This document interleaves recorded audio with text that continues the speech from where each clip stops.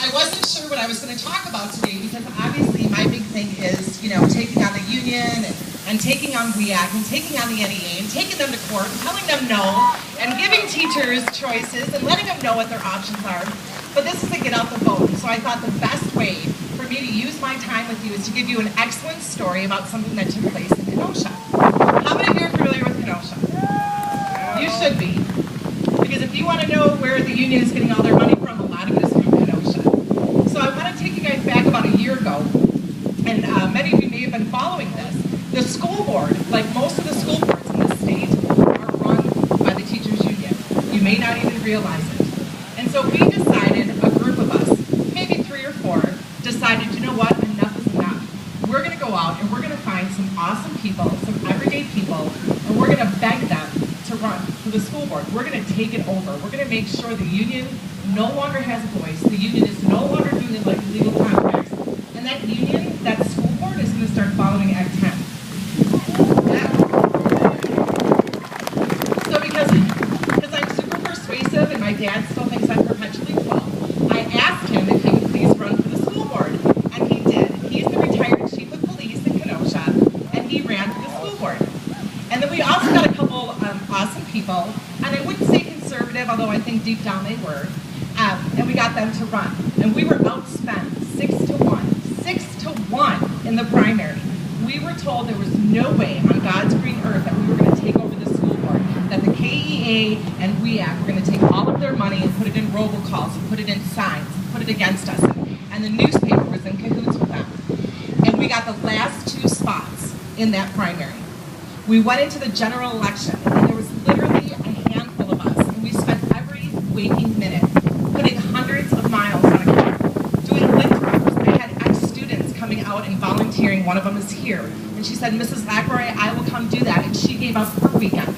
We were knocking on doors. I couldn't go to a restaurant without bugging somebody. They would usually, they would usually say, hey, I know who you are, and for me, that's generally like, okay, this is either good or bad. Am I going to get punched? Or am I going to get a handshake? And so I would tell people, anybody that would listen, this is what we need you to do. This is why this is important. I have children. I don't want the union doing this. We need to start giving our school board a chance to do what they have to do for the citizens, for students, for teachers. And I kid you not, they had a rally against us. They were slinging mud. They were yelling at my daughter in the middle of the street, at my mom right here, telling her, tell your daughter to go back to where she came from. Well, I'm from Kenosha, so I wasn't going anywhere. And so, come election day, and again, my best friend Matt right here that's doing the sound, he put more miles on that truck driving me around. We got to the point where we could not find a newspaper box that didn't have our lid in it. We drove all over the city. And our people, it was awesome.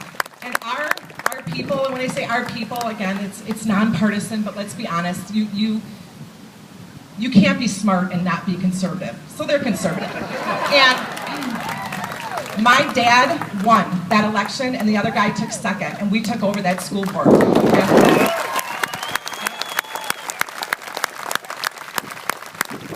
Yes, I had never walked out of my house with my head held so high as I did that day of the election. I had never been so excited. And so the reason that I tell you this story is I'm not anything important. I'm not running for anything. I don't have any money. I don't drive a fancy car. I don't, have a radio show. I don't do these things. But I have a vision, and I have, tenacity, and determination, and I have a big mouth. And those are all really good things. And so, in true teacher fashion, I'm hoping that this story inspires you, but also in true teacher fashion, I'm going to give each of you an assignment. And here's the assignment. When you leave here today, please know that your vote isn't enough. I'm not asking you to vote. I know you're going to vote. We're the people that vote. You people are here. Of course you're going to vote. What I'm asking you to do is to make sure that anytime somebody's in front of you, anytime you have 10 minutes, 5 minutes, pick up the phone, send an email, make a post on Facebook, I don't know, send fire signals. I don't really care. Do something to get people to the polls, because we don't have white vans.